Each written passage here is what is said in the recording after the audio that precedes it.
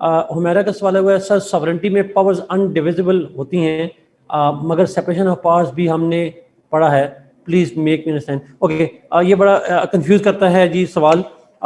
हमने सॉवरेंटी में पढ़ा कि सॉवरन की पावर्स इनडिविजिबल होती हैं।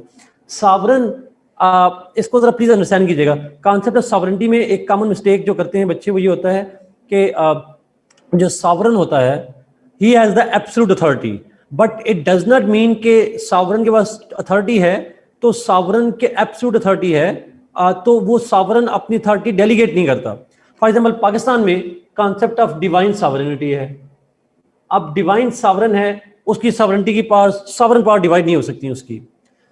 जो सॉवरन के पास अथॉरिटी है वो इनडिविजिबल अथॉरिटी है, वो डिवाइड नहीं हो सकती। लेकिन सॉवरन क्या करता है, उसके अंडर डिफरेंट इंस्टीट्यूशन हैं। इंस्टीट्यूशन ए है, इंस्टीट्यूशन बी है, इंस्टीट्यूशन सी है, कोई भी, यहाँ डिवाइन है या पॉपुलर है, कोई भी सॉवरेनिटी है, उसके अंडर में डिफरेंट इंस्टीट्यूशंस होते हैं, A B C, legislature, executive, judiciary. इनके पास भी पावर होती है, बट इनके पास सॉवरन पावर नहीं होती। सॉवरन पावर इसके पास है, इनके पास डेलीगेटेड पावर होती है। इनके पास सॉवरन उनको अथॉरिटी देता है कि आप ऐसा कर लो। सो पावर्स इनके पास भी होती हैं, लेकिन एब्सोल्यूट पावर, सॉवरेनिटी का मतलब है कि सॉवरेनिटी का मतलब होता है एब्सोल्यूट पावर्स। जैसे ये ऐसे ही है, मैं आसान लफ्ज़ में समझाऊं कि इख्तियार तो हम सबके पास होता है, लेकिन घर में हम छोटा मोटा फैसला खुद कर लेते हैं, बट फाइनल अथॉरिटी एक खास बंदे के पास होती है।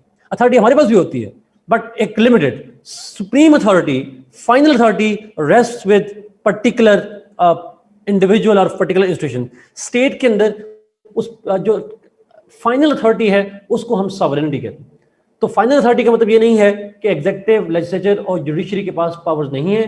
जो एग्जीक्यूटिव, लेजिस्लेचर और जुडिशरी के पास पावर्स होती हैं, उनके दरमियान में फिर सेपरेशन ऑफ पावर्स होती है। So separation of powers is between the government organs. It is not the division of the power of the sovereign. It is separation of the powers between the institutions of the government. ये फर्क है जी दोनों के अंदर। I hope you understand that.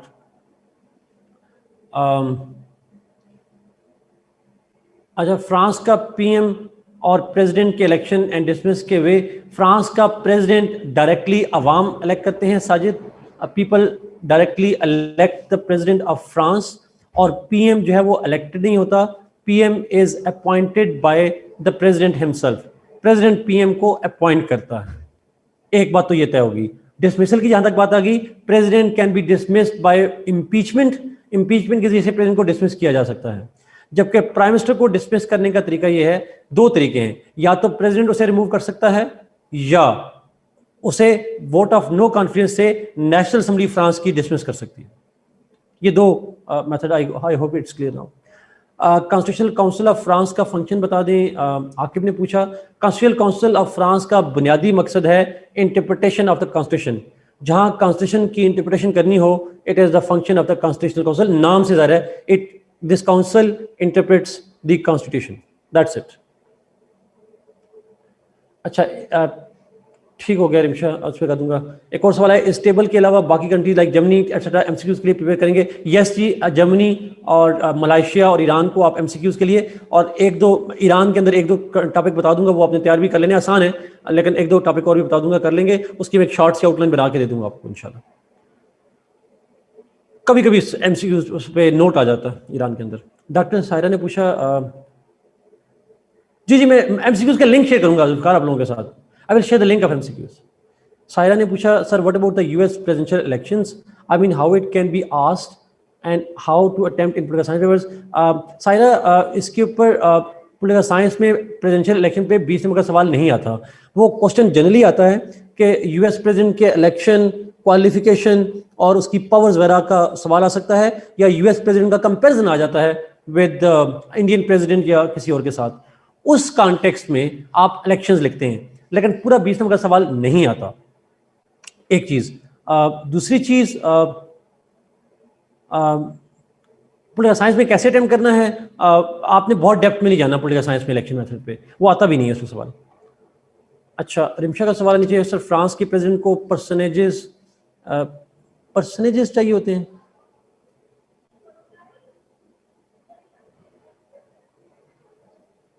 इमशा I didn't get the question, अगर आप please खुद रीफाइट कर दें.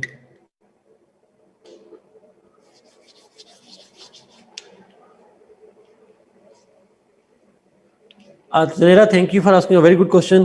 अगेन पॉलिटिकल साइंस की डिबेट हम डेप्थ में नहीं जाते, इसलिए मैंने इसका जिक्र नहीं किया था. होता ये इस तरह के प्रेसिडेंट का इलेक्शन जब होता है तो वैसे तो जो भी एलिजिबल लोग होंगे they are eligible to apply for the president, वो कर सकते हैं अपने आप को एज अ कैंडिडेट. लेकिन वहाँ हमारे यहाँ शर्त ये है कि प्रेसिडेंट का इलेक्शन लड़ने के लिए क्वालिफिकेशन के साथ साथ आपको, जरा मुझे अब एग्जैक्टली श्योर नहीं हूँ, लॉ वाले शायद कंफर्म कर पाएँ, मिनिमम 2 मेरे ख्याल में एमपीएस या एक एमएनए को नाम प्रपोज करना चाहिए. जब इलेक्शन कमीशन में डॉक्यूमेंट जमा करवाने जाते हैं तो उसके लिए आपको चाहिए होता है बेसिकली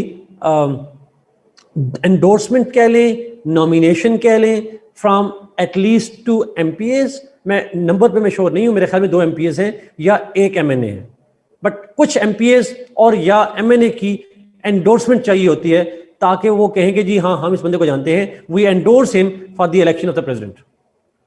ये मुझे इसलिए याद है, पाकिस्तान में एक कैरेक्टर है शायद, आपने शायद ना साइन चाहिए होते हैं, एग्जैक्टली रिमशा यही है. आपने शायद एंडोर्समेंट उसको हम कहते हैं या नॉमिनेशन कहते हैं. आप में से किसी ने शायद नाम सुना हो अंबर शहजादे का, पंजाब के अंदर एक कैरेक्टर है, किसी ने नाम सुना हो अंबर शहजादा?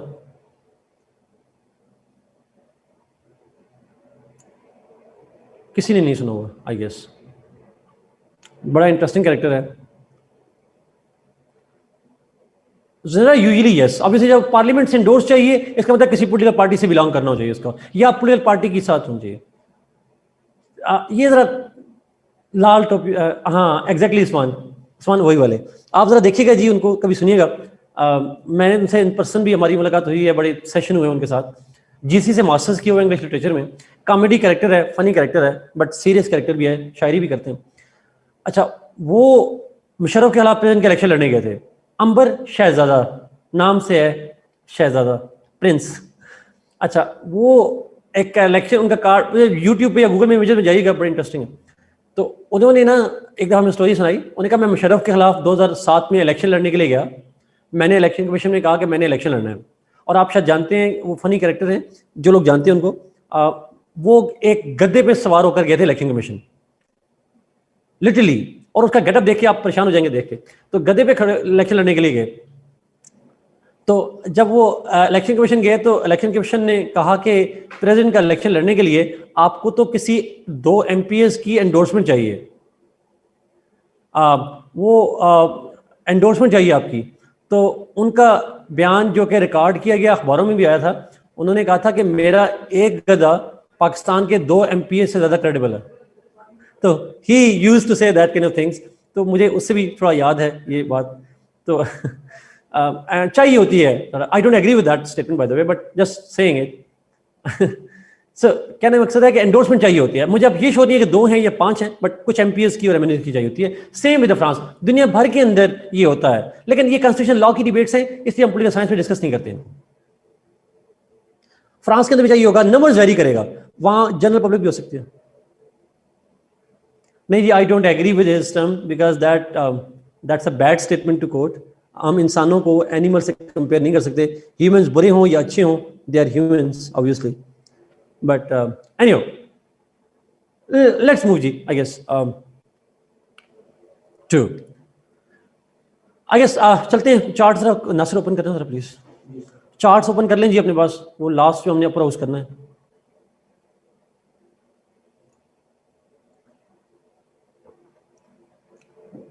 मैं कर लूँ नासिर ओपन? हाँ आप कर लें, आप कर. किधर गया? ओके, अभी चार्ट आता है जी, हम डिस्कस शुरू करते हैं उस पर. हाँ ये वाला.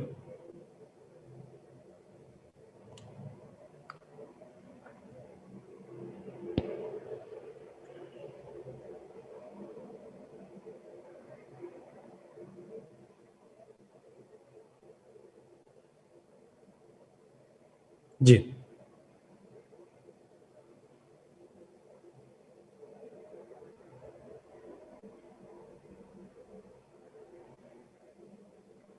ओके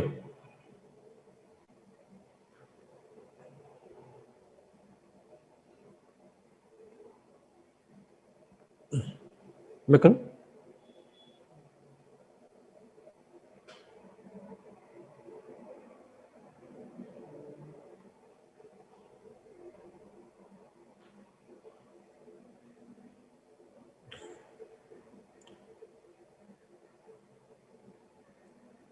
ओके अब ठीक है जी सर। ओके ओहो नहीं वो बहुत कुछ हो जाता है, क्लिक करने से ना गायब हो जाता है। मैं करता हूँ अभी आ जाइए आगे आगे आगे। अच्छा ये सवाल है जी, ज़नेरा का सवाल इंपॉर्टेंट है। Sir president is not member of legislature, he can nominate someone from legislature post of PM. Not someone general, he has to nominate the person जो कि मेजॉरिटी पार्टी का लीडर हो, उसको नॉमिनेट करता है। मेजॉरिटी पार्टी को nominate करता है, किसी को नहीं करता। बट बात आपकी ठीक है, लेकिन अगर आप इसको जरा मजीद जरा डिटेल में अगर आप देखें तो याद रखिएगा प्रेसिडेंट का जो ओहदा है, मैं बात लेकर चलूँ जी जो ऊपर ज़नेरा ने की है। एक छोटा सा सवाल का जवाब दीजिएगा ताकि मैं इस बात को आगे तरह लेकर चलूँ। बड़ा इंपॉर्टेंट है, मुझे बताएं प्रेसिडेंट के ओहदे को हम टाइटल क्या देते हैं? What is the title of the president's office?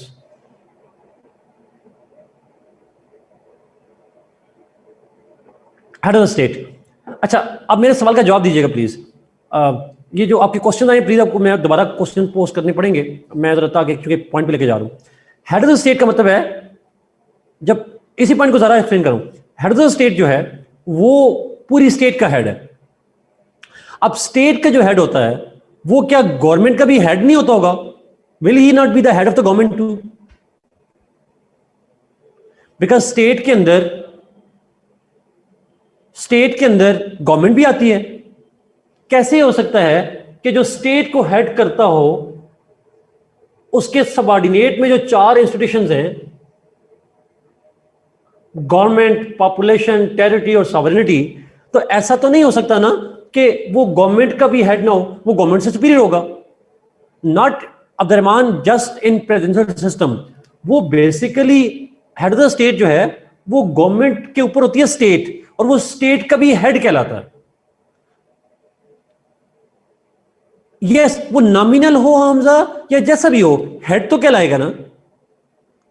He will be the head of the, वो गवर्नमेंट के ऊपर भी होता है, पॉपुलेशन के ऊपर भी होता है, टेरिटरी के ऊपर भी होता है, स्टेट के ऊपर भी होता है, सॉरी सॉवरेनिटी के ऊपर भी होता है। अच्छा जरा प्लीज इस पॉइंट को जरा गौर सुनिएगा। अच्छा जरूरी है, जो मैं इसको अगर मैं दूसरे लफ्ज़ में कहूं, हेड ऑफ द स्टेट का जो रैंक है, the rank of the head of the state that is higher than the parliament, higher than the prime minister, higher than the judiciary, etcetera etcetera. अब इसकी मैं आपको जरा थोड़ी एग्जांपल है, ये फिलॉसफी है पॉलिटिकल सिस्टम की, ये सवाल बड़ा इंपॉर्टेंट है। देखिए मैंने आपको प्रेसिडेंट की जब पावर्स दिखवाई, मैंने कहा ही कैन ग्रांट पार्डन, बताया था ये बात। अब जुडिशरी सजा देती है, गवर्नमेंट के एक आर्गन में से एक आर्गन है जुडिशरी, वो सजा देती है। माफ हेड ऑफ द गवर्नमेंट नहीं कर रहा, माफ कर रहा है head of the state, Trump कर रहा है। ऐसा ही है, ही कैन डू इट। और मैंने आपका जजेस अपॉइंट कौन करता है? उसमें हेड ऑफ द स्टेट कर रहा होता है सॉर्ट ऑफ। तो हेड ऑफ द स्टेट या प्रेसिडेंट कह ले, तो कहने का मकसद ये जुडिशियल फंक्शन भी उसका आ गया। फिर दूसरी बात आपको मैंने लिखवाई कि जो एग्जेक्टिव हैं, जिसमें मैंने आपको पीएम लिखवाया, जिसमें मैंने आपको कैबिनेट लिखवाई, जिसके अंदर मैंने बाकी इंस्टीट्यूशन लिखवाए, बाकी एग्जीक्यूटिव ऑफिशियल्स, मैंने कहा उन तमाम को अपॉइंट करता है प्रेसिडेंट। वो किसकी एडवाइस पे करता है वो अलग बहस है, बट अपॉइंट कौन करता है उनको या नॉमिनेट कौन करता है? प्रेसिडेंट या हेड ऑफ द स्टेट करता है। सवाल यह है कि एग्जेक्टिव मामलात में भी उसकी अथॉरिटी है, जुडिशियल मामलात में भी है। इसी तरीके से मैंने आपको कहा था लेजिस्लेटिव अथॉरिटी भी है। और वो अथॉरिटी कैसे है? जो भी लेजिस्लेचर साइन करती है बिल, वो अप्रूवल कौन देता है? Who approves it? Head of the state. तो याद रखिएगा, ये जो उसका रोल आप मुझे पीएम के हवाले से कह रहे हैं, ये पीएम के हवाले से कोई अनहोना रोल नहीं है। पीएम तो एग्जीक्यूटिव कहलाता है, वो तो लेजिस्लेचर को भी इन्फ्लुएंस करता है, लेजिस्लेचर के बिल्स को भी साइन करता है, वो तो जुडिशरी के डिसीजन को पार्डन भी कर सकता है। तो इसलिए ये कोई पॉइंट ध्यान में रखिएगा हमेशा कि जब हेड ऑफ स्टेट या प्रेसिडेंट को डिस्कस कर रहे होते हैं, you are not just discussing the executive only, you are discussing the legislature. आप पूरे स्टेट का हेड बना रहे हैं उसको। ये उसका एक ब्रॉड। अच्छा, अब मैं इसको समझाने के लिए, छोटी सी बात को समझाने के लिए, आप में से कुछ लोग शायद जानते हो, जरूरी है हाई रैंक वाले बंदे के पास पावर भी ज्यादा हो, जिसका रैंक ऊपर हो उसके पास पावर ज्यादा हो? Is it necessary?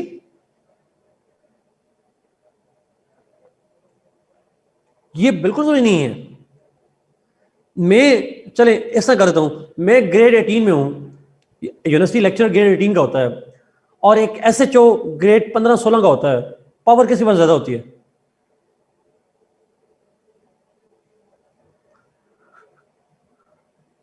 सिंपल सी बात है, एक पुलिस के सिपाही की पावर टीचर से ज्यादा होती है। एक सिंपल सी लॉजिक है। अच्छा, नाउ अगला सवाल बड़ा इंपॉर्टेंट, आप में से जो लॉ के लोग हैं, खासकर जो प्रैक्टिसिंग लॉ कर रहे हो, यस एब्सोल्युटली, जरा आपने बिल्कुल ठीक लिखा। Chairman joint chief of staff, he is higher than chief of army staff, but COS is higher in powers. Rank chairman joint chief of staff का ज्यादा होता है, बट आर्मी चीफ की पोस्ट ज्यादा होती है। That's the point. अच्छा, इसी तरीके से आप कोई लॉ से लोग जानते हो, हमारे आईजी की पावर में लिखा हुआ है, आईजी के पास में लिखा हुआ है that IG can exercise the power of an SHO. वो एसएचओ की पावर रख सकता है, अपने पास ले सकता है। Can you believe? यानी एक बाकायदा जो पुलिस एक्ट है उसमें लिखा हुआ है that IG can assume the power of the low rank power. तो कहने का मकसद ये होता है कि बाज़ वक़्त आपका रैंक ऊपर होता है but powers are somewhere else. Head of the state का रैंक ऊपर है बट उसकी पावर ज्यादा होगी, ये जरूरी नहीं है। अब पार्लियामेंट्री सिस्टम में उसकी पावर कम होती है, गवर्नमेंट के हेड की ज्यादा होती है, पीएम की, लेकिन प्रेसिडेंशियल में उसका रैंक ऊपर है और पावर भी ऊपर होती है। अब ये बात समझ आ रही है? रैंक ऊपर है लेकिन पावर्स कभी ऊपर हो सकती है, कभी नीचे हो सकती है। That's how it works. Titular head Rimsha मतलब जिसके पास बराए नाम इख्तियार हो सर।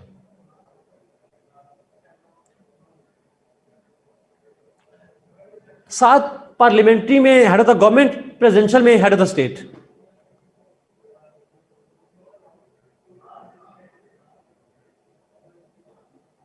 कॉन्स्टिट्यूशन के लिए जी मेरी बुक या एसएल कैले की बुक, जो बुक आपको जिससे समझ आ जाए वो अच्छी है। मेरी बुक से अगर आपको समझ आ रही है तो दैट्स एनफ, अगर नहीं आ रही फिर कैले की बुक ले लें। कैले की बुक में थोड़ा लेंथ ज्यादा है sir, that's the problem, otherwise वो भी ठीक है। और कैले की बुक में सारे कॉन्स्टिट्यूशन है नहीं,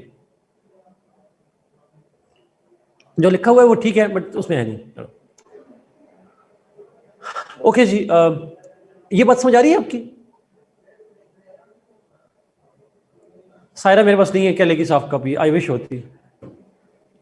मरियम, हमने कोई नई टॉपिक डिस्कस नहीं किया, पुराने सवालों के जवाब दे रहे हैं। हमने नया टॉपिक कोई नहीं शुरू किया। नो, पाकिस्तान में प्रेसिडेंट लेजिस्लेचर का मेंबर नहीं होता जी, लेकिन हम लेजिस्लेचर का हिस्सा कहते हैं उसको, प्रेसिडेंट को। दुनिया भर में जो हेड ऑफ द स्टेट होता है वो लेजिस्लेचर का हिस्सा होता है, वो एग्जीक्यूटिव का भी हिस्सा होता है, वो जुडिशरी का भी हिस्सा होता है। वो एग्जीक्यूटिव का भी हिस्सा है, वो लेजिस्लेचर का भी हिस्सा है, वो जुडिशरी का भी हिस्सा है।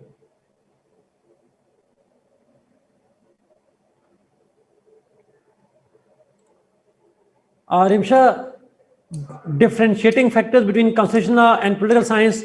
रिमशा, जो मैं कराऊंगा वो पॉलिटिकल साइंस, जो मैं नहीं कराऊंगा वो कॉन्स्टिट्यूशन लॉ।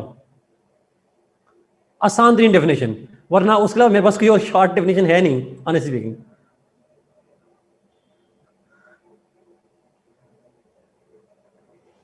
ऑनेस्टली स्पीकिंग मुझे समझ नहीं आ रही मैं कैसे डिफरेंशिएट करूं, मुश्किल हो जाएगा मेरे लिए करना। इस नहीं, जो उस वक्त की गवर्नमेंट होगी वही कराती है। वैसे इलेक्शन पाकिस्तान के हर मुल्क में अपना तरीका है जरा, पाकिस्तान में तो इलेक्शन कमीशन करवाता है, गवर्नमेंट नहीं करवाती।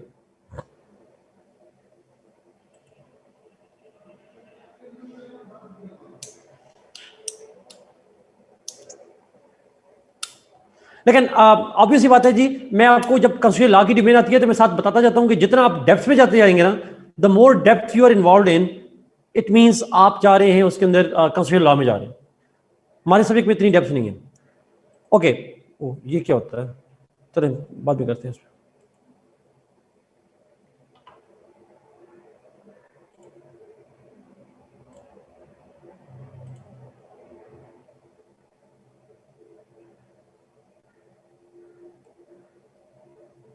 एक सेकंड आपको वेट करना पड़ेगा जी मेरा, बस ठीक है। अब मुझे यहां से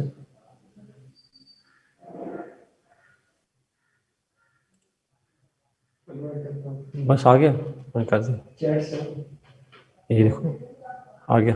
ओके सर।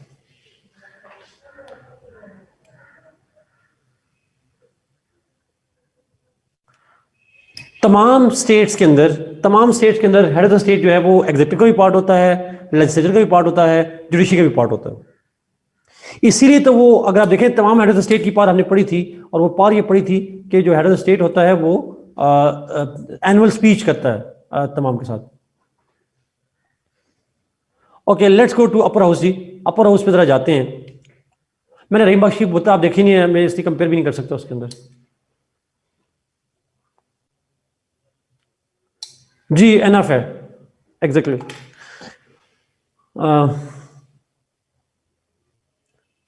जिस आपको मुझे सवाल समझ नहीं आया तो अगर आप दोबारा लिखते प्लीज। अपर हाउस पे चलते हैं। अपर हाउस के नाम ऑब्वियसली सबसे पहले हमने यूके की बात की हुई है। यूके के अंदर upper house is called House of Lords, Pakistan में सेनेट, इंडिया में राज्यसभा, अमेरिका में सेनेट, और फ्रांस के अंदर भी सेनेट। टर्की में अपर हाउस का नाम क्या है जी? What is the name of upper house in Turkey? जो बताएगा। एक नाम है, वन हाउस नाम है, एक ही हाउस है, जीएनए नहीं कहेंगे, और कहेंगे एक ही हाउस है वहां पे। It's unicameral. यस, यूनिकैमरा अच्छा लफ्ज है वैसे।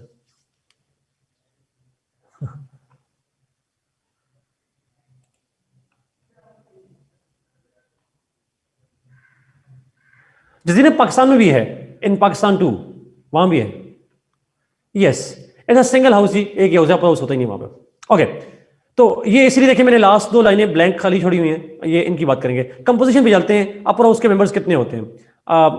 यूके में हाउस ऑफ लॉर्ड्स के मेंबर हैं 800, पाकिस्तान में है 104, 245 इन इंडिया, यूएस में 100, फ्रांस के अंदर 348। अच्छा, इन मुल्कों में से एक मुल्क ऐसा है जिसके अंदर कॉन्स्टिट्यूशन के अंदर नंबर्स कम कर दिए गए, बट प्रैक्टिकली भी कम नहीं हुए, और वो है पाकिस्तान। पाकिस्तान में 104 हैं करंटली, बट नेक्स्ट इलेक्शन जो होंगे मार्च 2021 में, उसके बाद नंबर्स हो जाएंगे 96। फाटा मर्जर के बाद से नंबर्स जो हैं वो 96 हो जाएंगे। तो अभी 104 बैठे हुए हैं लीगली, कॉन्स्टिट्यूशनली 104 मेंबर्स हैं पाकिस्तान में। बट अगर आप 2022 में देंगे या 21 में फेल हो जाएंगे तो फिर आप जाके जो है वो 104 96 कहिएगा। अभी आपने 104 ही कहने हैं। Okay, next, qualifications. क्या क्वालिफिकेशन होती है? Who can become the member of the upper house? Different, अच्छा सही, टर्म लिखिए। टर्म पहले, टर्म कितने साल के लिए होती है? जो यूके है जी, उसमें तो डिफरेंट है। कुछ तो लाइफ लॉन्ग है, मोस्टली लाइफ लॉन्ग ही होते हैं, they are there for life unless they are dismissed. जैसे पिछले दिनों एक पाकिस्तानी लॉर्ड नज़ीर की डिसमिस हुई है मेंबरशिप। लॉर्ड नज़ीर की हुई है या किसी की हुई है? एक हेरासमेंट के ऊपर शायद किसी को किया हुआ, but mostly they our life long until they retire for themselves. Pakistan में टर्म है 6 इयर्स, इंडिया में 6 इयर्स, यूएस में 6 इयर्स, फ्रांस में 6 इयर्स। इनमें से यूएस में ये रिजाइन अंडर प्रेशर, जिशान ऐसा ही है, उनको डिसमिस करने की सिफारिश की गई बट उन्होंने खुद ही रिजाइन कर दिया। अच्छा, जो यूएस है उसमें जो 6 इयर्स की टर्म है, उसके अंदर याद रखिएगा 6 इयर्स में से after every 2 years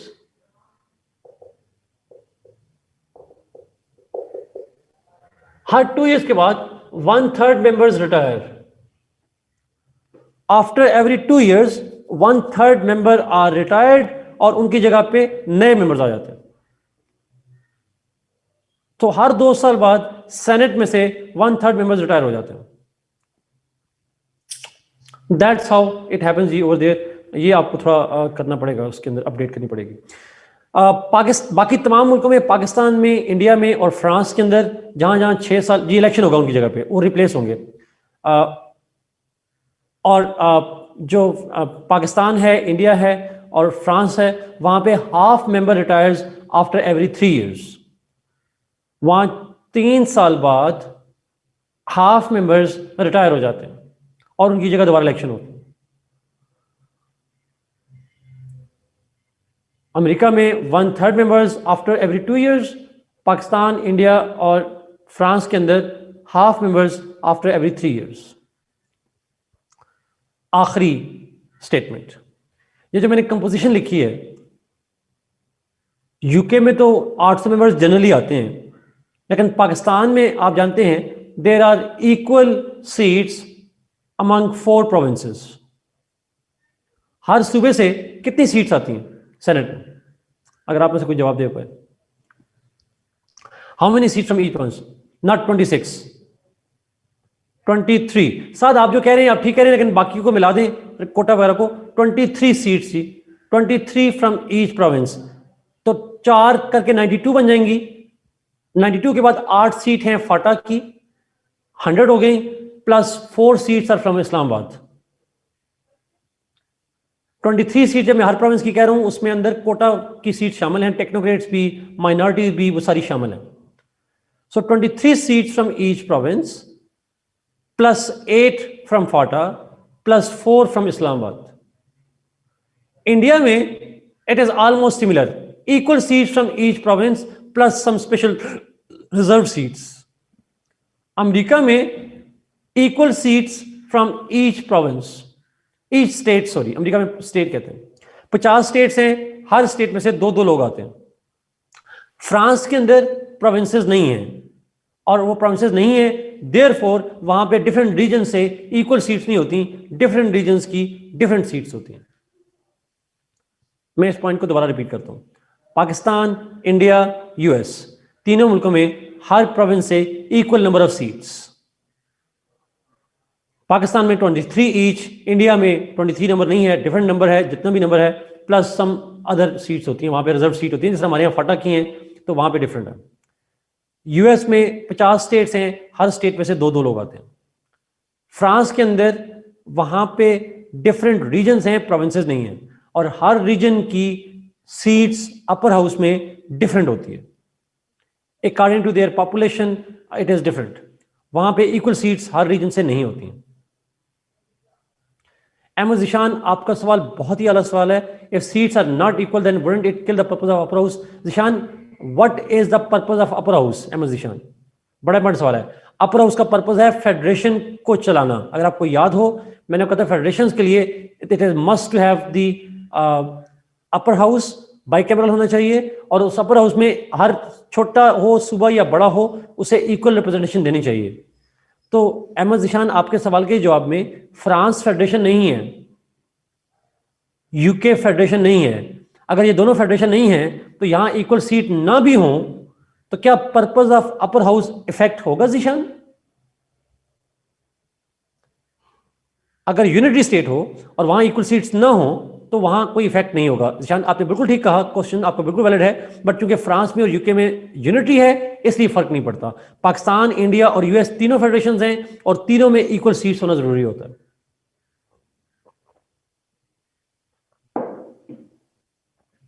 okay, let's move to the next term की बात भी हमने कर ली, क्वालिफिकेशन पे चलते हैं। क्वालिफिकेशंस क्या चाहिए? Who can become the member of the upper house इन मुल्कों के अंदर? अच्छा,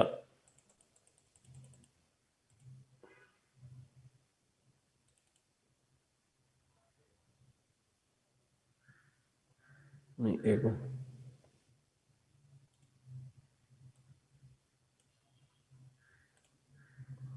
कहाँ चला जाता है? चैट पे चली गई। ओके, अब आ गई। ठीक है, ठीक है, आ गई, कर दें आप। Again let's see the qualification जी, डिफरेंट क्वालिफिकेशंस हैं. फॉर एग्जांपल यूके के अंदर अगर आप देखेंगे तो you will find out different qualifications. वहाँ पे डिफरेंट क्वालिफिकेशन नजर आएंगी. For example some are law lords जो लॉ के एक्सपर्ट होते हैं. सम आर हेरिडिटरी पीयर्स जो नस्ल दर नस्ल उनको मेंबरशिप मिल जाती है. कुछ को क्राउन अपॉइंट करता है. तो डिफरेंट मेंबरशिप है. कोई फिक्स क्राइटेरिया नहीं है, कोई क्वालिफिकेशन फिक्स नहीं है. पाकिस्तान में एज 30 ईयर्स है, बाकी सेम एज नेशनल असेंबली. सिर्फ एज ज्यादा है. हमारे नेशनल असेंबली में एज कितनी चाहिए अगर आप मुझे बता सके? 25 एग्जैक्टली. तो एज 30 यहां पे कर लें, बाकी सेम. सादे कमीन भी और सारी चीजें होनी जरूरी है. इंडिया में 30 ईयर्स, बाकी सेम एज लोकसभा. अमेरिका में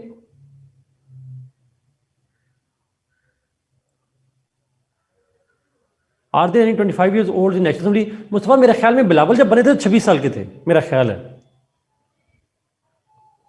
29 साल के नहीं रिमशा, 29 साल के हो गए थे बिलावल. अच्छा हाँ, नहीं वो मेरे ख्याल में 1988 में पैदा हुए थे. Benazir Bhutto was the prime minister when he was born. Insta पर 29 लिखा है. अच्छा, अब इसमें मैं नहीं जवाब दे सकता जी, आप जनरेशन ज्यादा आगे है मुझसे. खैर कमिंग बैक, अमेरिका में जाते हैं. अमेरिका के अंदर 30 ईयर्स एज चाहिए सेनेट का मेंबर बनने के लिए. बाकी वही है जो लोअर हाउस की हैं. एक दो चीजें और चाहिए अमेरिका में सेनेट के लिए मेंबर बनने के लिए. The person must be the resident of US for 9 years. मुझे बताएंगे लोअर हाउस में मेंबर बनने के लिए रेजिडेंट ऑफ यूएस कितने साल के लिए चाहिए? Good, 7 years. और प्रेसिडेंट के लिए कितना चाहिए? प्रेसिडेंट के लिए 14 ईयर्स चाहिए. प्रेसिडेंट के लिए 14 ईयर्स. चलिए मैं इसको तरतीब से चलता हूं. लोअर हाउस के लिए 7 साल, अपर हाउस के लिए 9 ईयर्स और प्रेसिडेंट के लिए 14 years. 7, 9, 14. Lower house 7, upper house 9, president 14 years. ये याद रखिएगा प्लीज डेट्स. और आखिरी शर्त, he must be the resident of the respective state. Her state से 2 मेंबर्स आते हैं अमेरिका में. तो कैलिफोर्निया से जो 2 मेंबर आएंगे तो वो 2 मेंबर्स लाजमी होना, शर्त लाजमी है कि those 2 people must be the residents of the respective state. वो कैलिफोर्निया से ही होने चाहिए. तो किसी और स्टेट का बंदा रिप्रेजेंट नहीं कर सकता. आगे चलते हैं फ्रांस के अंदर. जी सायरा एग्जैक्टली. फ्रांस के अंदर 30 ईयर्स क्वालिफिकेशन चाहिए, बाकी सेम एज नेशनल असेंबली, जो फ्रेंच नेशनल असेंबली है.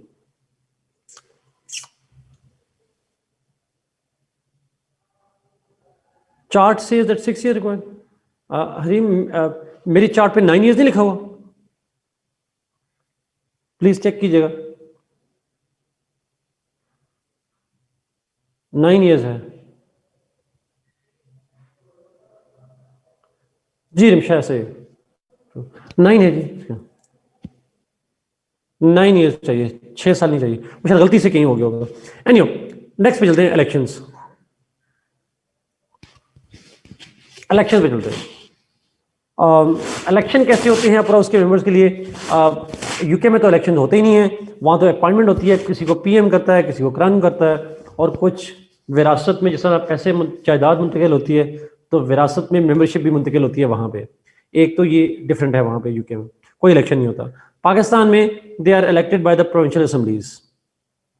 हर सूबे की प्रोविंशियल असेंबलीज नॉमिनेट करती हैं, इलेक्ट करती हैं सॉरी उनको. उसका एक अलग मेथड होता है इलेक्शन का. सन या डॉटर जुल्फकार दोनों हो सकते हैं. इंडिया में स्टेट लेजिस्लेचर्स. इंडिया में चूंकि प्रोविंस को स्टेट कहते हैं तो स्टेट लेजिस्लेचर्स. अमेरिका में हर स्टेट डायरेक्टली इलेक्ट करती है 2 सेनेटर्स को. In US the senators are elected directly by the people of the respective state. America में भी पहले इनडायरेक्टली उनकी स्टेट्स की असेंबलीज इलेक्ट करती थी, बट प्लीज करेक्ट मी अगर 17th अमेंडमेंट के बाद, शायद मुझे नहीं पता कौन सी अमेंडमेंट है, बट शायद 17th अमेंडमेंट के बाद this process has been change. अब डायरेक्टली अवाम इलेक्ट करती है उनको. और आखिरी है इधर फ्रांस. वहां पे the senate members are indirectly elected through regional and local governments. वहां प्रोविंसेस होते नहीं हैं, तो रीजनल गवर्नमेंट्स और जो लोकल गवर्नमेंट्स हैं वो इलेक्ट करती हैं.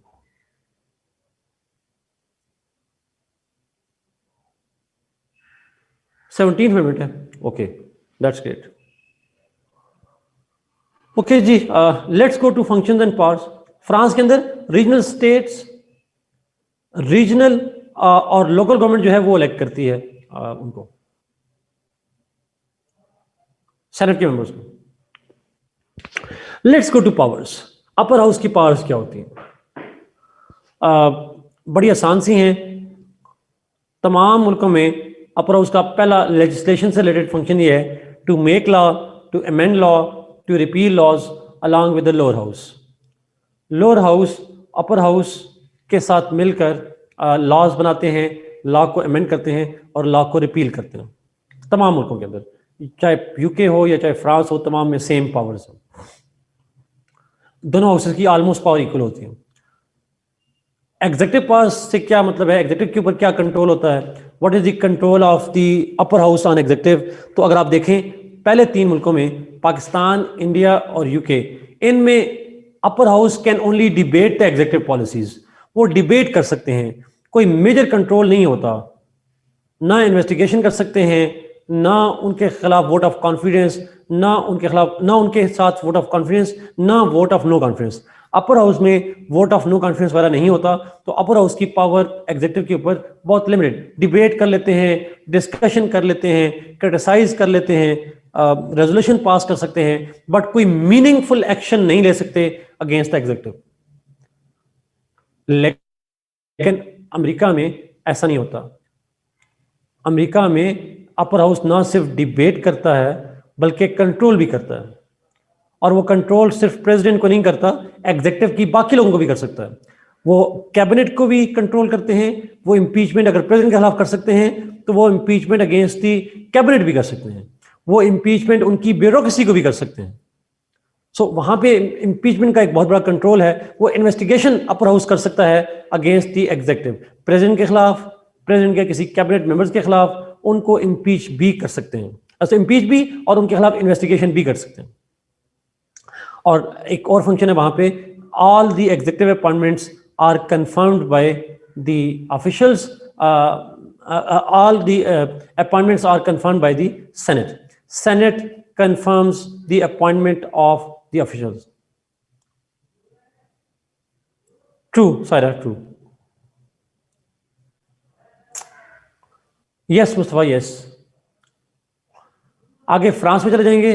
डिबेट्स एग्जीक्यूटिव पॉलिसी, यस जी, upper house can only debate the executive policies. France के अंदर भी सेनेट की ज़्यादा पावर नहीं होती, वो मैक्सिमम डिबेट और डिस्कशन कर सकते हैं। इम्पीचमेंट,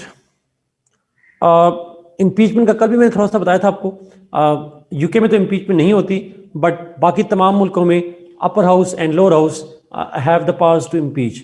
अगर आपको याद हो, मैंने कहा था इम्पीचमेंट स्टार्ट किस हाउस से होती है? Where does it start? The process starts from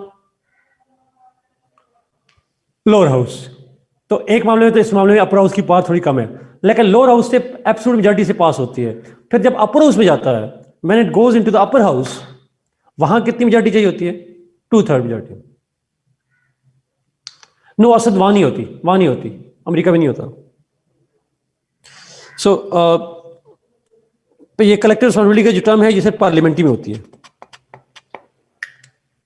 okay, so upper house से 2/3 मेजॉरिटी से इंपीचमेंट प्रोसेस होता है। वहां पे upper house as a jury काम कर रहा होता है तमाम मुल्कों के अंदर।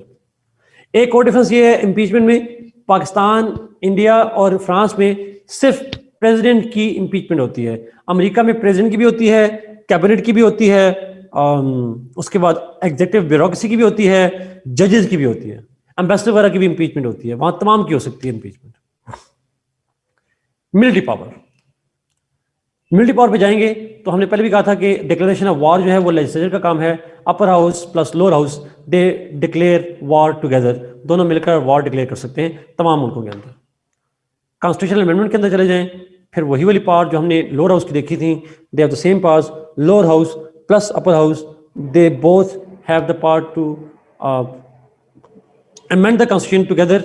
एक हाउस करेगा, फिर दूसरा हाउस करेगा, और वो कर सकते हैं, कॉन्स्टिट्यूशन को अमेंड कर सकते हैं। अमेरिका में 7 कांग्रेस के बाद 3/4 of the states also need to approve the constitutional amendment. वहां पे वो पावर भी उनके पास होती है। अच्छा, फिर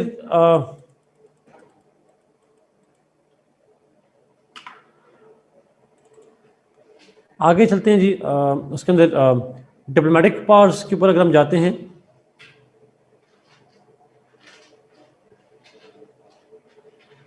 नहीं चाइना में कॉन्स्टिट्यूशनल कोर्ट नहीं है जी। कॉन्स्टिट्यूशनल कोर्ट जो है वो उसमें है, टर्की में।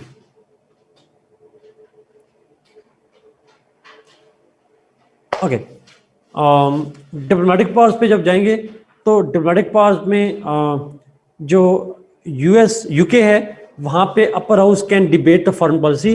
अपर हाउस फॉरेन पॉलिसी पे डिबेट कर सकता है, nothing more nothing less. Pakistan और इंडिया में भी जो अपर हाउस है, डिबेट का आउटकम क्या होता है हमारा, कैथारसिस। वो अपने दिल की भड़ास निकाल लेते हैं, अपने एक ओपिनियन एक्सप्रेस कर देते हैं, nothing more. Okay, now US में और सी मकसद ही है, मकसद ये है फ्रीडम ऑफ एक्सप्रेशन, अपना ओपिनियन दे देना बस, और कुछ है भी नहीं। अमेरिका के अंदर अपर हाउस की पावर्स इंपॉर्टेंट है, ratification of TT along with the lower house. अच्छा ज़रा प्लीज़ यहाँ पे एक चीज़ करेक्ट कर लें। मैंने कल इसको, मुझे डाउट था और मैंने कल जाके दोबारा इसको पढ़ा है। मैंने कल आपको कहा था कि ratification requires the approval of the Congress, लेकिन मैंने जितना पढ़ा है उसमें यही लिखा हुआ है आर्टिकल 2 के अंदर, दैट रेटिफिकेशन ऑफ टीटी can only be after the approval from senate. Senate से चाहिए होती है। सायरा पता था तो कल क्यों नहीं बताया मुझे? आई वॉज रॉन्ग येस्टरडे, मुझे करेक्ट किया करें please if I am wrong somewhere. तो सेनेट करता है जी, लोअर हाउस का रोल नहीं होता है इसके अंदर। नो मुस्तफा, मैंने नोट में ये लिखा था। अच्छा, मैंने कल करेक्ट करवाया था।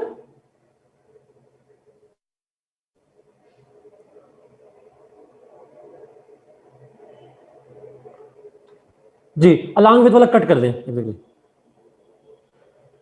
मेरा नहीं ख्याल मैंने कल ठीक करवाया था, बट अगर करवाया था तो फिर मेरी मेमोरी नहीं होगी। आसान, जहां भी लिखना है आपने ये लिखना है कि जी अमेरिका में ट्रीटी की रेटिफिकेशन जो होती है, अच्छा करवाया था, अमेरिका में ट्रीटी की जो रेटिफिकेशन होती है वो सिर्फ सेनेट करता है, लोअर हाउस नहीं करता। लोअर हाउस नहीं करता।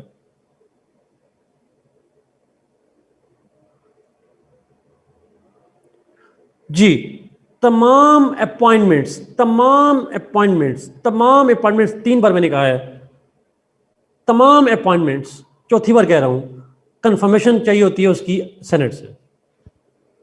Okay,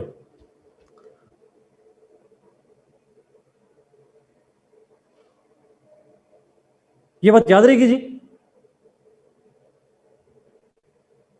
only senate, only senate. सब ज्यादा चला उसे ओंकली से याद रहेगा हमें। आई नो टाइपिंग मिस्टेक है, बट ओंकली सेनेट जी, ये याद रखिएगा प्लीज। नेक्स्ट पे चलते हैं। ये ऊपर भी करेक्ट लीजिएगा, क्योंकि मैंने जब लोअर हाउस था तो मेरे ख्याल में लिखा हुआ ये था कि लोअर हाउस में, कि लोअर हाउस जो है वो कांग्रेस के साथ मिलकर करता होता है, बट यूएसए में जो रेटिफिकेशन है वो सिर्फ और सिर्फ जो है वो अपर हाउस करता है। ये याद रखिए, लोअर हाउस का कोई रोल नहीं होता। फ्रांस के अंदर दोनों हाउस करते हैं। Yes both. नीचे जाते हैं जुडिशियल पावर के ऊपर। यूएस में, अच्छा यूके में, द हाउस ऑफ लॉर्ड्स जो अपर हाउस है, it appoints the supreme court जजेस। सुप्रीम कोर्ट जजेस की अपॉइंटमेंट में उसका एक रोल होता है, खासकर जो लॉ लॉर्ड्स हैं, they have a roll over there. Pakistan में the upper house senate has a limited role in the appointment of जजेस। जजेस की अपॉइंटमेंट में सेनेट का एक लिमिटेड रोल होता है, जिसको हम पढ़ेंगे जाके। पार्लियामेंट्री कमेटी बनती है जिसके अंदर सेनेट के भी मेंबर्स होते हैं, वहां पे एक रोल है। इंडिया में upper house has no role in जजेस या जुडिशरी से रिलेटेड कोई रोल नहीं है। यूएस के अंदर the senate confirms the appointment of जजेस ऑफ फेडरल कोर्ट्स। अच्छा, मैं बार बार लफ्ज फेडरल कोर्ट्स इस्तेमाल कर रहा हूं। अमेरिका में सुप्रीम कोर्ट के साथ साथ फेडरल कोर्ट्स अलग होती हैं। ये बात आपको मैंने उस वक्त लिखवाया था जब मैंने आपको क्या लिखवाया था, जब मैंने आपको फेडरेशन पढ़ाई थी। आपको याद है? मतलब अमेरिका में फेडरल कोर्ट्स अलग होती हैं, स्टेट कोर्ट्स अलग होती हैं। पाकिस्तान में ऐसा नहीं होता, हमारे यहाँ फेडरल कोर्ट्स ही हैं सारी। अच्छा, जुडिशरी के लेक्चर में था। मुझे लगता है फेडरेशन था, बट जो भी था बताया हुआ। तो अमेरिका में सुप्रीम कोर्ट और जो फेडरल कोर्ट्स हैं उनके जजेस की जो अपॉइंटमेंट है उसकी कंफर्मेशन होती है सेनेट से। अपॉइंट कौन करता है उनको? Who appoints them?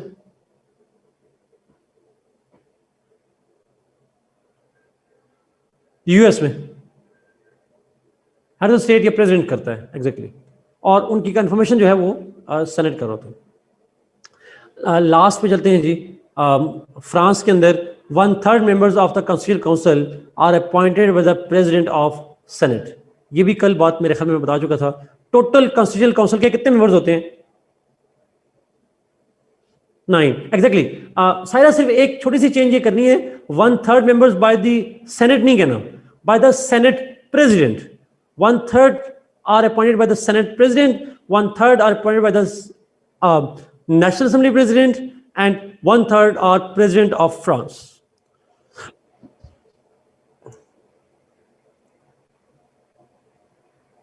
And that is all about it जी।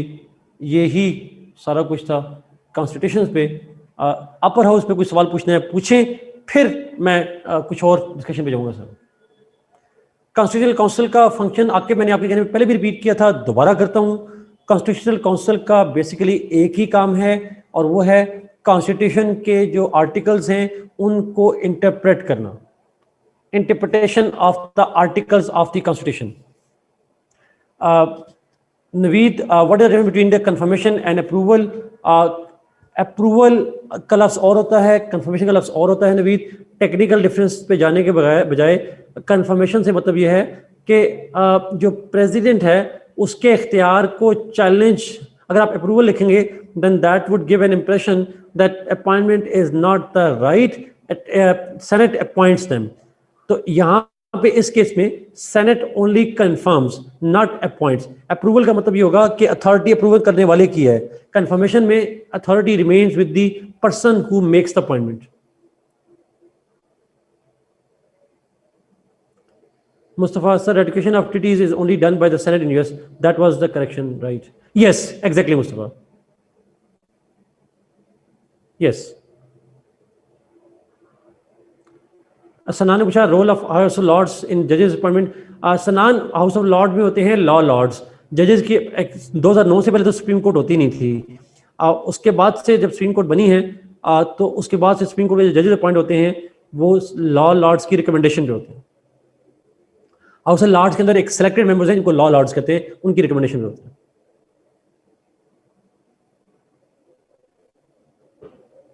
अच्छा, अब तमाम अपर हाउसेस में सबसे ज्यादा पावरफुल अपर हाउस किसका है?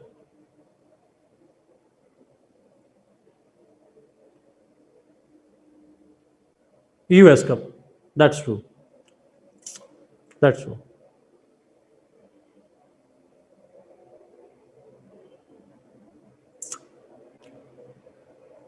ग्रेट। अपर हाउस पे कोई सवाल पूछें जी और?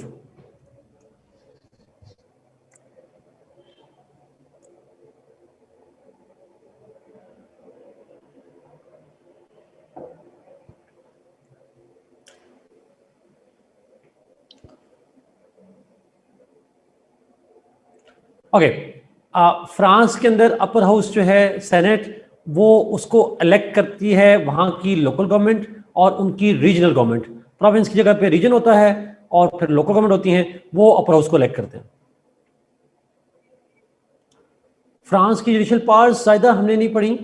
फ्रांस की जुडिशियल पावर्स उसकी बात कर रही हैं, अपर हाउस की सेनेट की बात कर रही हैं ज्यादा। उस्मान, नो। अच्छा, जी अपर हाउस, फ्रांस के अंदर अपर हाउस जो है उसका जो सेनेट कहलाता है, उसका जो प्रेसिडेंट है सेनेट का, जो उसका हेड करता है, प्रिजाइड करता है, उसको प्रेसिडेंट कहते हैं। He appoints 1/3 members of the constitutional council.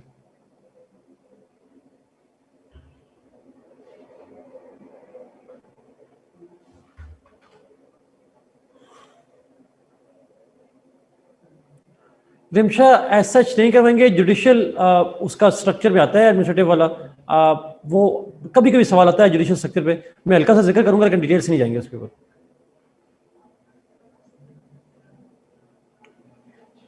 Shahbaz, आपका सवाल क्या है? If a state wants to shift from parliamentary to presidential like Pakistan, what are the implications in terms of government? Implications किसके ऊपर शबाज? स्टेट के ऊपर, पाकिस्तान की इकोनॉमी के ऊपर, पाकिस्तान की पॉलिटिक्स के ऊपर, पाकिस्तान की फेडरेशन के ऊपर, या generally?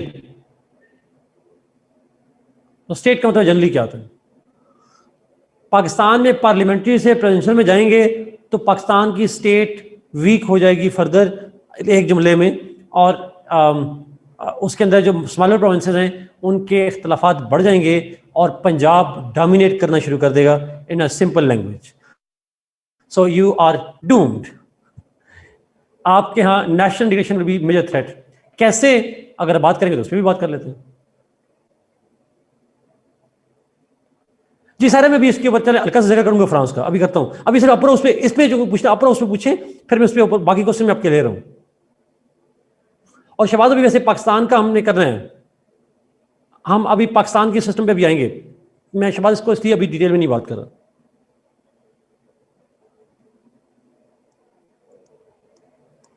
No Zulfikar, Pakistan is not a confederation. Pakistan पे भी ना पूछें जी, ये इन मुल्कों में अपर हाउस पे पूछें जरा. अगर कोई सवाल नहीं है फिर आगे चलते हैं, फिर मैं चलता हूं आगे बाकी debate.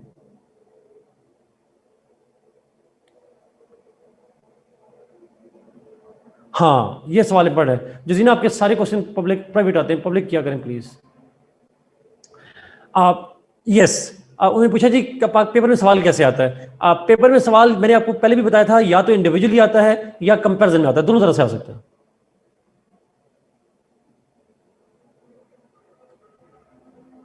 Manur yes, answer is yes. Okay,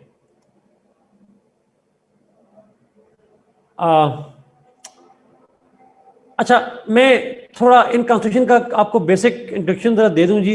मैंने उस वक्त नहीं दिया था, मेरी तरफ से माजरत. मुझे एक छोटा से एक फाइल होगी एक्सेल की जो मैंने आपके साथ दोबारा शेयर करनी है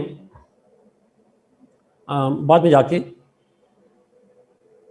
लेकिन थोड़ा इंट्रोडक्शन में देना चाह रहा हूँ ताकि ये जो डिफरेंट कॉन्स्टिट्यूशंस हैं ये बने कब थे, इनका मतलब कंपैरिजन थोड़ा सा आइडिया आपको देना चाहता हूँ इसके बारे में. ये पेपर में नहीं लिखना आपने, लेकिन इंट्रोडक्शन में आप लिख सकते हैं.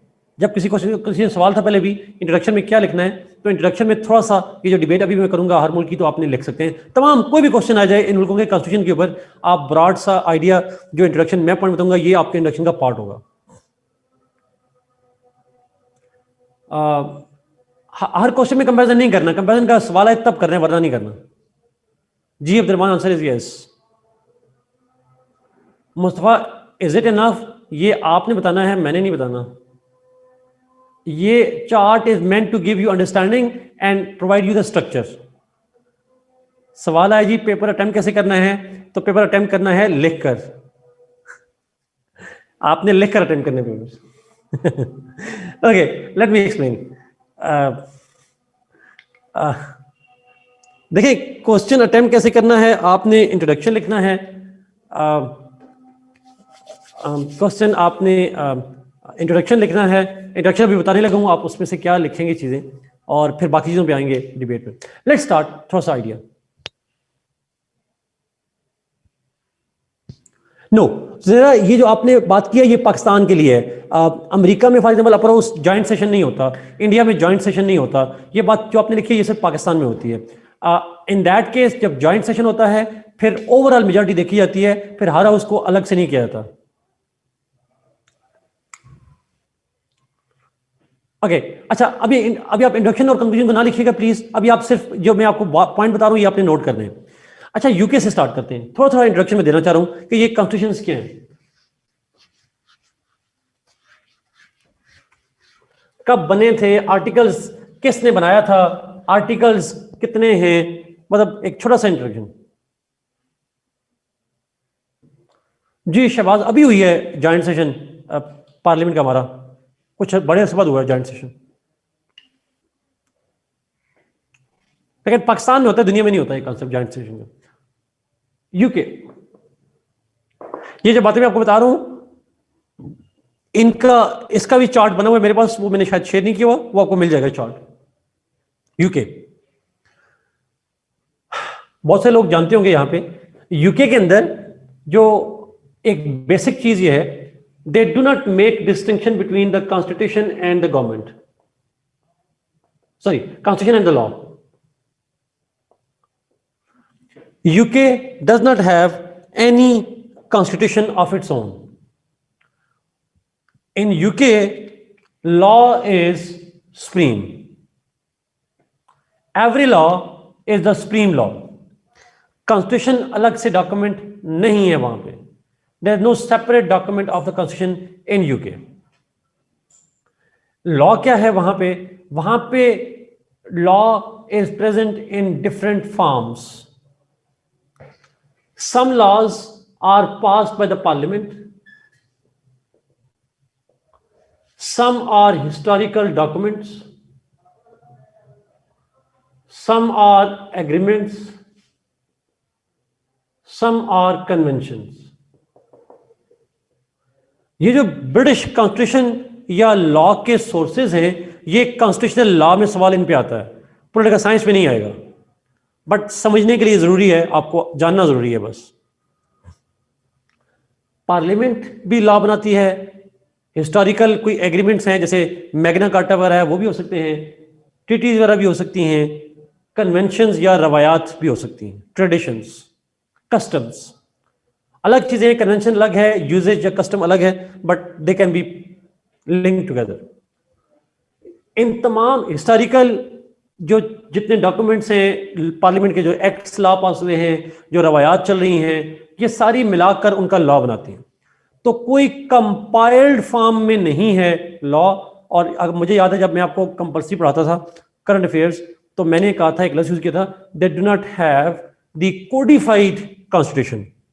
पता नहीं आपको याद है नहीं याद, ये हमने उस वक्त किया था जब हम पाकिस्तान की न्यूक्लियर डॉक्ट्रिन पढ़ते थे. अब वो इतनी पुरानी बात होगी, मुझे भी याद नहीं मैंने कब कहा था, बट आई रिमेंबर हमने कहा था.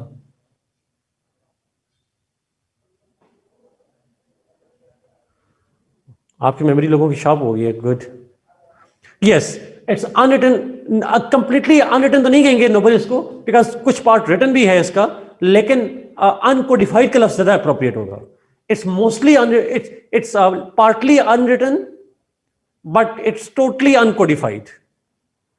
इट्स पार्टली अनरिटन, कुछ पार्ट रिटन भी है, but totally uncodified.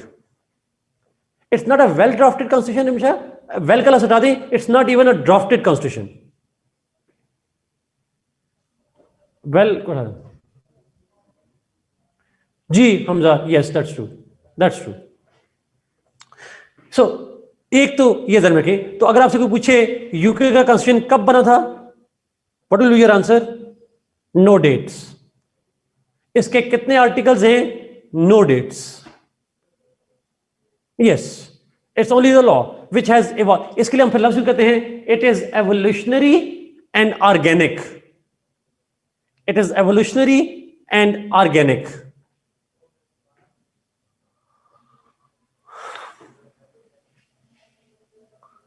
Let's go to Pakistan.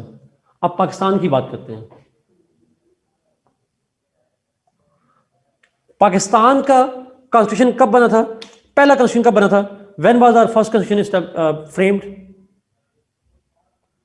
1956. खाली 56 लिखा है जुल्फकार, ये 1856 भी हो सकता है शहबाज. 1956. अच्छा, तो क्वेश्चन इज, फिर उसके बाद दूसरा कॉन्स्टिट्यूशन बना 1962 में, तीसरा बना 1972 में, और फिर चौथा कॉन्स्टिट्यूशन बना 1973 में. जुल्फकार, पाकिस्तान उस दिन बन गया था जिस दिन पहला हिंदू मुसलमान हुआ था. ये पाकिस्तान स्टडी में लिखा हुआ है. आप ऐसे ना कहें पाकिस्तान नहीं था, रूहानी तो पर था. Okay, coming back to the point. जी 1972 में इंटरिम कॉन्स्टिट्यूशन था. इंटरिम कॉन्स्टिट्यूशन, वो इंटरिम कॉन्स्टिट्यूशन है, फुल फ्लेज कॉन्स्टिट्यूशन नहीं था, बट था तो कॉन्स्टिट्यूशन. 1972 में इंटरिम कॉन्स्टिट्यूशन. अच्छा, एनीहो, हम जिस कॉन्स्टिट्यूशन को पढ़ रहे हैं, द करंटली एप्लीकेबल कॉन्स्टिट्यूशन है, करंटली एनफोर्स कॉन्स्टिट्यूशन है, वो है 1973 कॉन्स्टिट्यूशन पाकिस्तान का. हमारा कॉन्स्टिट्यूशन बनाया किसने था? हमारा कॉन्स्टिट्यूशन किसने बनाया था? नहीं, भुट्टो साहब घर में बैठ के बनाया था उन्होंने, भुट्टो साहब ने। ऐसे नहीं कहेंगे पेपर में आप। It was the National Assembly of Pakistan. No, yes, parliament कह सकते हैं आप। भुट्टो साहब कभी ना कहेगा please. Bhutto was only the head of the government, not the person who made the constitution. हमेशा याद रखिएगा, it was the parliament of Pakistan या नेशनल असेंबली कह लें, उसने बनाया था। आप ये कह सकते हैं भुट्टो साहब की लीडरशिप ने बनाया था। It was presented, it was not presented by, it was prepared under the leadership of Bhutto साहब, बस। या in the time of Bhutto. Bhutto का टाइम तो खैर अभी भी है, भुट्टो तब भी जिंदा है, लेकिन भुट्टो साहब के लीडरशिप में बनाया गया था, लेकिन बनाया जो है वो पार्टी ने था, सारा पार्लियामेंट ने।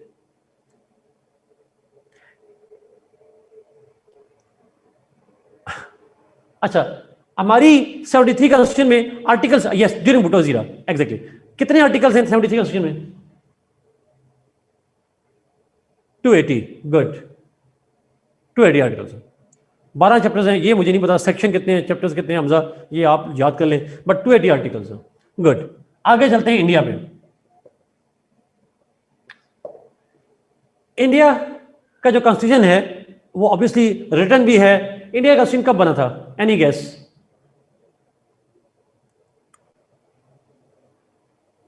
रिमशा इसमें लिखा हुआ है सेकंड वाले में, मेरे बुक के अंदर सेकंड टेबल में लिखा हुआ है 1950 जी, 1950 मेरी बुक के चैप्टर में लिखा हुआ है ये सारा टेबल।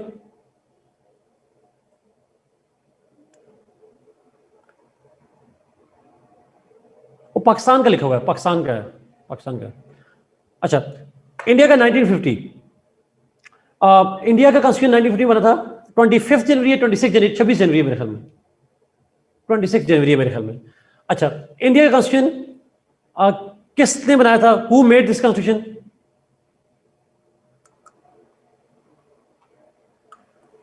Any guess? तो का नो साथ, no no no no no. अब मजा आएगा ना, पता चलेगा जरा, अब पता चलेगा इंसान थे वाकई। चले बता देता हूं जी, कॉन्स्टिट्यूएंट असेंबली, उसको पार्लियामेंट नहीं कह सकते आप। यस जनेरा, आपने बिल्कुल ठीक कहा, साथ आपने भी ठीक कहा, constituent assembly. Constituent assembly of India इस पार्लियामेंट ही कहते हैं, बट उस वक्त टाइटल उसका था constituent assembly, that framed the constitution of India. We did Maria, लेकिन वो 56 कॉन्स्टिट्यूशन हमारी कॉन्स्टिट्यूएंट असेंबली ने बनाया था।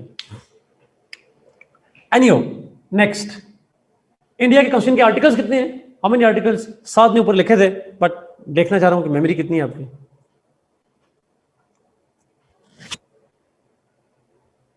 साथ देखा 456, 457 जी। साथ मुझे शबाज आप दोनों का नंबर्स का मुझे एग्जैक्ट आइडिया नहीं है, क्योंकि उससे नंबर ऐड होते हैं, सो मैं एज्यूम कर रहा हूं 456, बट मुझे कंफर्म नहीं है। 4368।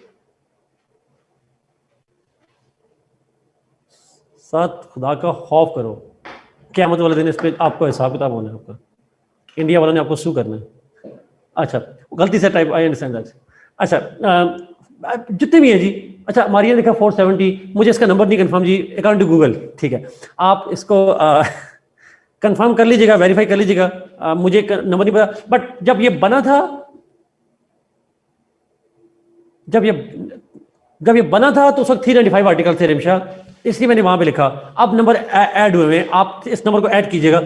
आपको आपने काम करना है, आपने काम ये करना है कि आपने गूगल पे जाके इंडिया की लोकसभा या गवर्नमेंट की वेबसाइट पे जाके ओरिजिनल कॉन्स्टिट्यूशन उठाना है, उसमें से आर्टिकल देखने हैं।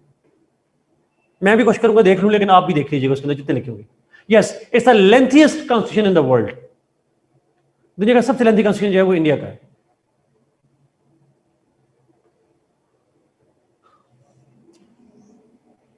लेंथीएस्ट रिटन कॉन्स्टिट्यूशन, ये याद रखिए। आगे चलते हैं, इंडिया के बाद अगला था यूएसए। यूएसए का कॉन्स्टिट्यूशन कब बना था?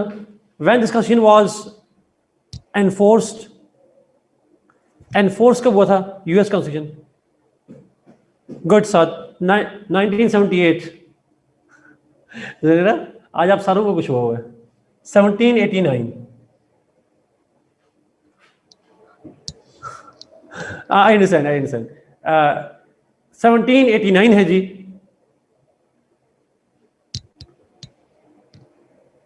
Shahbaz I don't think that way just saying it lengthy constitution actually means that असल में इंडियन स्टेट की मजबूरी है ना it's world's most diverse state in ethnically diverse state है और ये सारी इश्यूज हैं जी इंट्रोडक्शन में आएंगे अब ये सारी उसके अंदर यूएस का 1789 में बता यूएस का कॉन्स्टिट्यूशन किसने फ्रेम किया था हु फ्रेम दिस कॉन्स्टिट्यूशन जी रिमशा सही है नहीं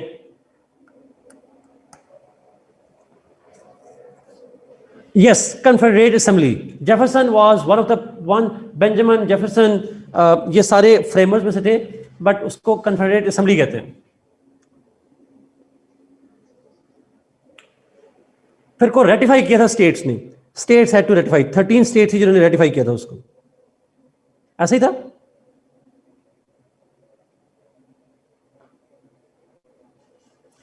दे ड्राफ्टेड इट सायरा बट जो उसको रेटिफाई किया था उनकी स्टेट्स ने किया था यूएस कॉन्स्टिट्यूशन के आर्टिकल्स कितने हैं जी 9 आउट ऑफ द 13 ने जब किया था तो अप्लाई होगा था yes it's the shortest constitution जी 7 आर्टिकल्स हैं इसके ओनली 7 आर्टिकल्स ओके नेक्स्ट पे चलते हैं फ्रांस की भी हिस्ट्री है जी अच्छा यूएस का कॉन्स्टिट्यूशन ओल्डेस्ट कॉन्स्टिट्यूशन है US constitution is the oldest written constitution सबसे पुराना लिखा हुआ कॉन्स्टिट्यूशन है फ्रांस पे चलते हैं फ्रांस का कॉन्स्टिट्यूशन एंड मोस्ट रिजिड भी हमारा ठीक है वैसे हमारा आपको एक इंफॉर्मेशन के लिए बता रहा हूँ आप सबको आप इसको मोस्ट रिजिड तो हम कह देते हैं बट मेरे सवाल के बाद शायद आप ना ये कह पाए आप जानते हैं कि सऊदी अरेबिया का कॉन्स्टिट्यूशन क्या है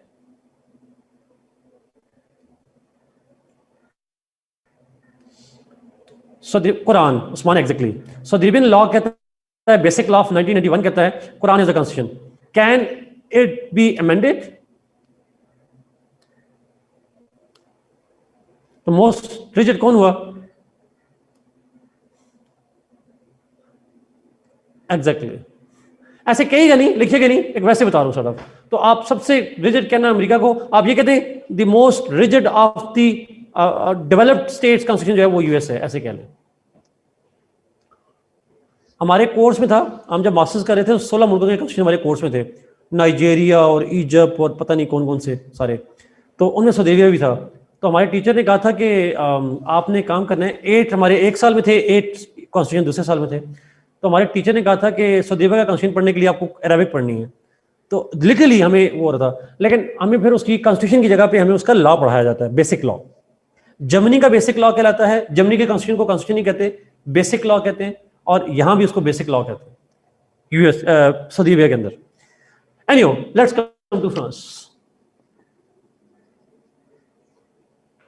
फ्रांस में जाते हैं फ्रांस की भी बड़ी इंटरेस्टिंग हिस्ट्री है जी मॉडर्न फ्रांस कब बना था किसी को पता है ऐसा नहीं आएगा अगर आपके एमसीक्यूज में आ जाए मोस्ट रिजिड कॉन्स्टिट्यूशन तो आप यूएस को लिखेंगे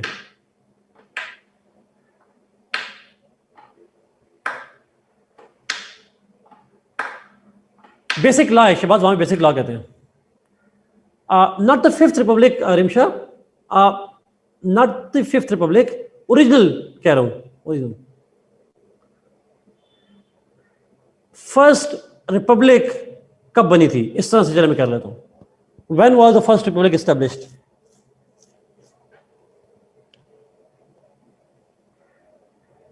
(1799) में पहली वो यस साथ एग्जैक्टली 17 मेरे ख्याल में 1799 ही है आई एम नॉट नेपोलियन था साथ ये कंफर्म है क्योंकि वो पावर्स में 1799 में आया था तो वो assume 1799 that is the time जब मॉडर्न फ्रांस जो है उसने पहली दफा रिपब्लिक बना रिपब्लिक क्या होती है मैं डिफाइन कर चुका हूं दोबारा रिपीट कर रहा हूं Republic is that state in which head of the state is elected वो स्टेट जिसमें head of the state elected हो उसको हम रिपब्लिकन स्टेट कहते हैं। जैसे पाकिस्तान में हेड ऑफ स्टेट इलेक्टेड होता है, इंडिया में इलेक्टेड होता है। मेरा आपसे सवाल है, यूके में head of the state elected होता है? आंसर इज यस और नो। नो। तो यूके जो है वो रिपब्लिक नहीं है, वो मोनार्की है। सारा आपने कहा 1789। अच्छा, मैं श्योर नहीं हूँ जी डेट पे, बट एनी हो, फ्रेंच रेवोल्यूशन के बाद बना था, मैं उस पर श्योर नहीं हूँ, मैं उस पर कमेंट नहीं करूँगा। जो भी उस पर होगा उस पर कर लें। बस 2 मिनट है मुस्तफा, उसके बाद हम ब्रेक ले रहे हैं। तो फ्रांस का कॉन्स्टिट्यूशन पहली दफा बना था 17 मतलब फ्रेंच रेवोल्यूशन के बाद बना था, उसी टाइम फ्रेम में। 89 है या 99 है, जो भी टाइम है। पहली रिपब्लिक बनी, फिर दूसरी बनी, फिर तीसरी बनी, फिर चौथी बनी। जो करंट फ्रांस का कॉन्स्टिट्यूशन है, जिसको 5th रिपब्लिक कहा जाता है, the current that was yes Saira 1958 में 5th रिपब्लिक बनी। किसने कमेंट किया जी? मेरी किताब में लिखा है 1789, तो फिर मेरी किताब है तो ठीक लिखा होगा। जस्ट सिंह। तो 5th रिपब्लिक बनी, जो करंटली एनफोर्स कॉन्स्टिट्यूशन है, that was established in 1958। In fact जो डेट है उसकी, दैट इज 4 अक्टूबर 1958, जिसके 3 दिन बाद अयूब खान साहब ने पाकिस्तान में मार्शल लॉ लगाया था। बट एनीहाउ, फ्रांस के अंदर 1958 4 अक्टूबर 1958 को जो है वो कॉन्स्टिट्यूशन एनफोर्स हुआ, 5th रिपब्लिक। ये किसने बनाया था 5th republic? Who made it?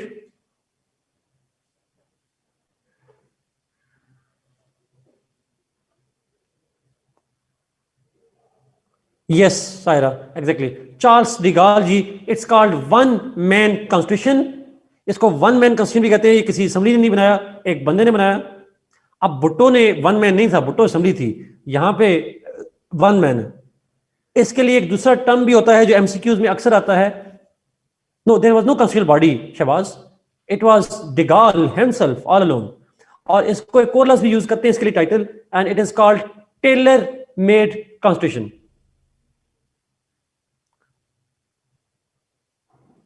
नहीं नहीं, कुछ नहीं लिखना।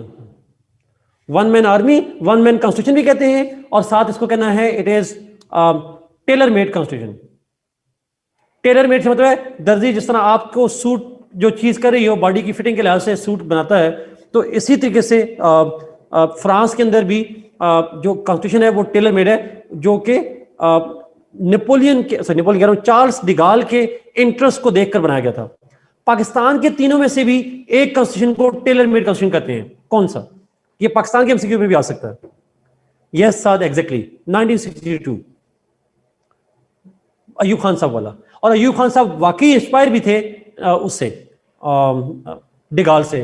और आपको पता है, हमने जब डिगाल ने 1958 कॉन्स्टिट्यूशन में अपनी असेंबली का नाम नेशनल असेंबली रखा, तो हमने अपने लोअर हाउस का नाम जो नेशनल असेंबली रखा था वो डिगाल से इन्फ्लुएंस होकर ही रखा था। बिकॉज डिगाल ने लोअर हाउस का नाम नेशनल असेंबली, अपर हाउस का नाम सेनेट, और हमारे अयूब खान साहब ने भी एक ही हाउस रखा नेशनल असेंबली, और बाद में हमने अपर हाउस का नाम सेनेट रख दिया। तो हमारे जो असेंबलियों के नाम हैं, हमने फ्रांस को कॉपी किया हुआ है, फ्रांस ने हमें कॉपी नहीं किया हुआ। प्लेजरिज्म हमारा है। अच्छा, फ्रांस के कॉन्स्टिट्यूशन के आर्टिकल्स हैं कितने? How many articles are there? Any guess Google के बगैर? यस। नहीं हमजा, अभी भी 92 ही है मेरे ख्याल में। हमजा, मैंने तो लास्ट ईयर तक तो 92 ही थे।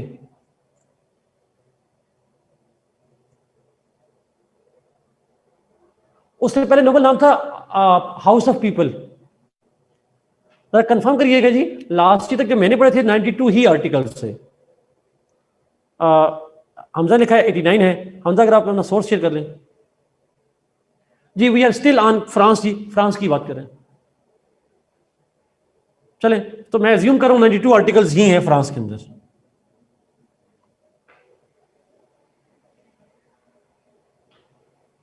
मे भी हमजा फिर 1-2-3 सालों में हुए हों, 1-2 सालों में हुए, क्योंकि लास्ट ईयर तक मेरे पास 92 ही थे। इसको देखना पड़ेगा, फिर एकदम मैं कॉन्स्टिट्यूशन दोबारा देख लूंगा। I will see it again and we can make corrections on that.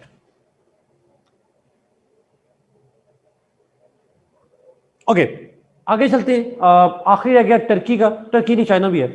Turkey के कॉन्स्टिट्यूशन भी डिफरेंट रहे हैं। टर्की का पहला कॉन्स्टिट्यूशन तो कमाल अतातुर्क ने बनाया था 19 उसके अंदर वर्ल्ड वॉर 2 के बाद, ओके ओके सर, 1920s के अंदर पहला कॉन्स्टिट्यूशन बनाया गया टर्की के अंदर, बट जो टर्की में करंटली वैलिड कॉन्स्टिट्यूशन है that was established in, that was framed enforced in 1982। अच्छा, चाइना में भी और टर्की दोनों मुल्कों में 82 के अंदर कॉन्स्टिट्यूशन आए हुए हैं recently, most recently.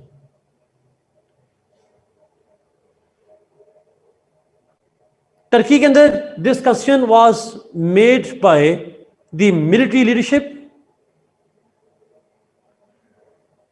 Military martial law में बना था ये कॉन्स्टिट्यूशन। और अगर मैं गलत नहीं हूं तो टर्की के आर्टिकल्स हैं 132। अच्छा, टर्की और चाइना में मुझे मिक्स हो जाता है, एक के 177 है, एक के 132 है। मेरे ख्याल में टर्की 38, सॉरी 38 सर, ठीक कह रहे हैं, 138 आर्टिकल्स। अब टर्की और चाइना में से एक के 138 है, एक के 177 है। अब ये मिक्स मुझे हो रहे हैं दोनों में से किसके हैं, बट आप देख लीजिएगा।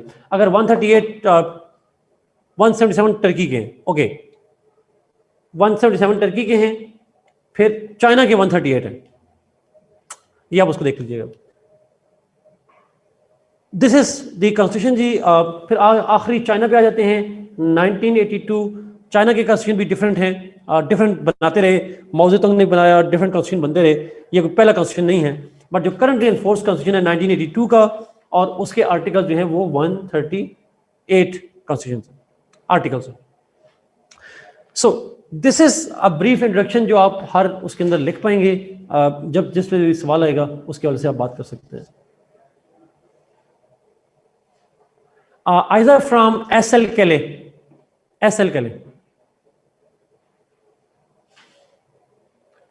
चाइना का क्वेश्चन किसने बनाया था 1982 में? 82 में प्रेसिडेंट जो थे डेंग ज़ियाओपिंग थे मेरे ख्याल में, प्लीज करेक्ट मी, डेंग ज़ियाओपिंग मेरे ख्याल में, he was the president of China जिन्होंने कॉन्स्टिट्यूशन बनाया था 82 में। लेकिन चाइना में जो भी कॉन्स्टिट्यूशन होता है वो कम्युनिस्ट पार्टी बनाती है जी। हमारा जब आप इंट्रो लिखेंगे, इंट्रो के बाद आप क्वेश्चन के अकॉर्डिंगली हेडिंग देखने शुरू कर दोगे। फॉर एग्जांपल क्वेश्चन में लिखा हो कि जी डिस्कस द क्वालिफिकेशन इलेक्शन, तो इंट्रो के बाद आप क्वालिफिकेशन लिखना शुरू कर देंगे। टर्की का मिलिट्री लीडरशिप जो 1982 में बनाया था, मार्शल लॉ में बना था वो।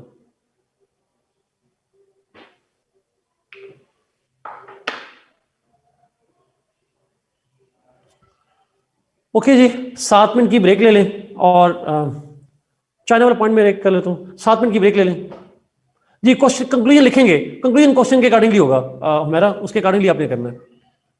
चाइना वाला पॉइंट, चाइना का कॉन्स्टिट्यूशन 1982 में बना था, Deng Xiaoping was the communist party leader, और वहां पे उनकी कम्युनिस्ट पार्टी ने फ्रेम किया था इस कॉन्स्टिट्यूशन को, और उसके आर्टिकल्स हैं 138।